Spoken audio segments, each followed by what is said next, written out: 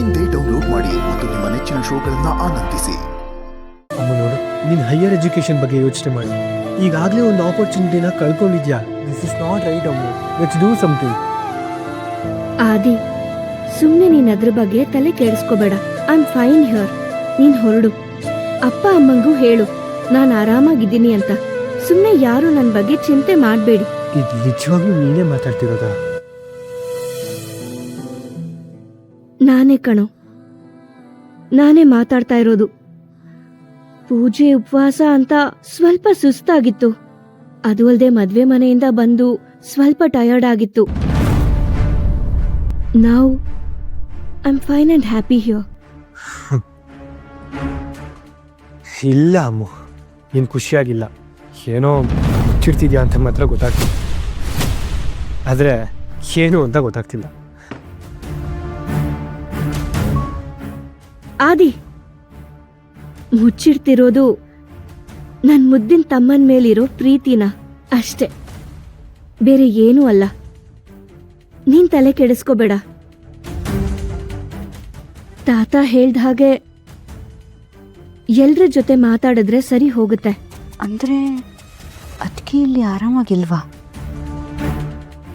ಅಮ್ಮು ನಿಜವಾಗ್ಲೂ ಖುಷಿಯಾಗಿರೋದಕ್ಕಂತ ಸಾಧ್ಯ ಇಲ್ಲ. ಮತ್ ಯಾಕೆ ಹೀಗೆ ಹೇಳ್ತಿದ್ದಾಳೆ?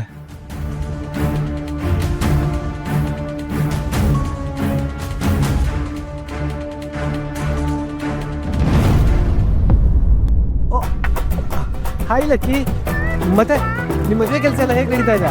ನಮ್ಮ ಕಿಟಿ ಬ್ರದರ್ ಮತ್ತೆ ಇದ್ದಾರೆ, ನಿಮ್ಮ ಹತ್ರ ಮಾತಾಡಿದ್ರಾ? ಇಲ್ಲ. ಹೌದು, ನನ್ನ ಮದುವೆ ನೀನೇ ಇಷ್ಟೊಂದು ಕಾಳಜಿ ತೋರಿಸ್ತೀವಿ? ಹೀರಿಲೇಬೇಕಲ್ಲ. ಅಂದ್ರೆ ತಾತ ಹೇಳಿದಾರಲ್ಲ, ನೀರಕ್ಕಾಗಲ್ಲ. ಹೇ ಲಕ್ಕಿ, ನಿನ್ನೆ ಅಂತ ನಾನೇನೋ ತಂದಿದ್ದೆ, ಕೊಡೋದೇ ಮಾಡ್ತೇವೆ ನೋಡಿ. ಒಂದೇ ಒಂದು ಸೆಕೆಂಡ್.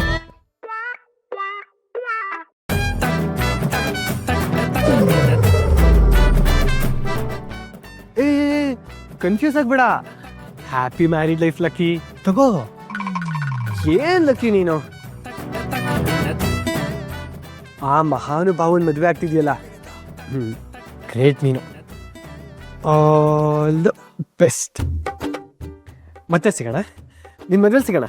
ಹಾ, ಬಾಯ್ ಬಾಯ್.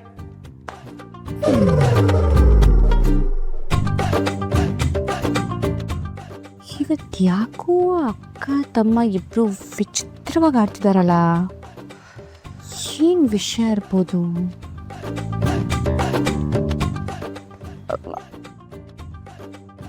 ಏನಾಯ್ತು ಲಕ್ಕಿ? ಒಬ್ಳೇ ನಿಂತ್ಕೊಂಡು ಮಣಮಣ ಅಂತ ಗುಣಗ್ತಾ ಇದೆಯಲ್ಲ.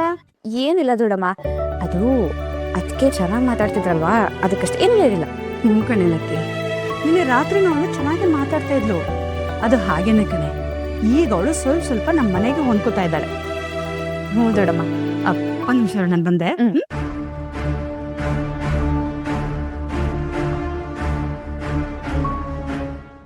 ಅಲ್ಲ, ಸಡನ್ ಆಗಿ ಅದಕ್ಕೆ ಇಷ್ಟೊಂದು ಬದಲಾದ್ರ? ಏನ್ ನಡೀತಾ ಇದೆ?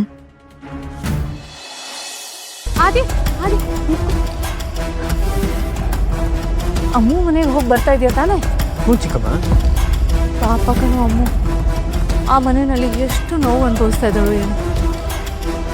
ವಿಮಲನ್ಗಂತೂ ಅಮ್ಮುದೇ ಚಿಂತೆ ಆಗ್ಬಿಟ್ಟಿದೆ ಕಣೋ.